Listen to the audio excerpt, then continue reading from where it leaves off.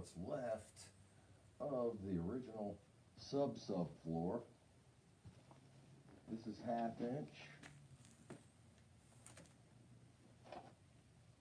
It is actually underneath the wall. And then the 3/4 that we just cut out stops at the wall.